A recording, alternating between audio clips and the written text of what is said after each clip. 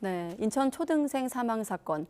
지난달 온몸에 멍이 든 채 숨진 12살 어린이는 사망하기 1년 전부터 계모와 친부에게 지속적으로 학대받아왔던 것으로 드러났습니다. 목숨을 잃기 직전까지도 계모의 팔을 붙잡고 잘못했다고 빌고 있었는데요.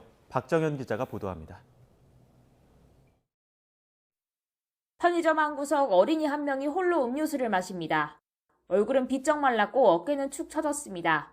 한참 동안 멍하니 허공만 바라보기도 합니다. 12살 초등학생 A군이 온몸에 피멍이 든 채 집에서 숨지기 전날 모습입니다. 검찰 수사 결과 A군은 지난 1년간 친부와 계모에게 지속해 학대당했던 것으로 드러났습니다.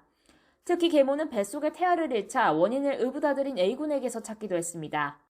말을 듣지 않은 A군 때문에 스트레스를 받아 자신이 유산에 이르렀다고 여겨 죽여버리고 싶을 정도로 미워하게 됐다고 진술했습니다.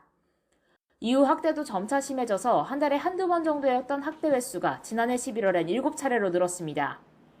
A군의 집중력을 높인다며 지난해 9월부터는 매일 새벽 6시 일어나 성경을 베껴 쓰라고 지시했는데 시간 안에 마치지 못하면 방에 가두거나 때리기 일쑤였습니다. 숨지기 사흘 전에도 계모는 A군이 물건을 훔쳤다고 의심하면서 알루미늄 봉과 플라스틱 옷걸이 등으로 수십 차례 때렸습니다.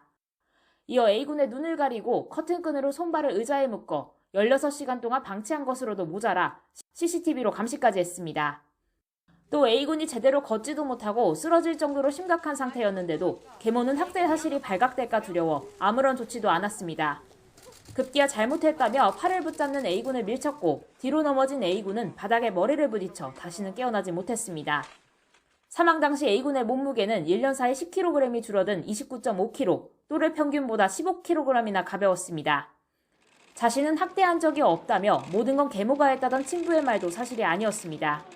A군 문제로 부부싸움이 잦아지자 친아들에게 수시로 욕설을 퍼붓거나 때린 것으로 확인됐습니다.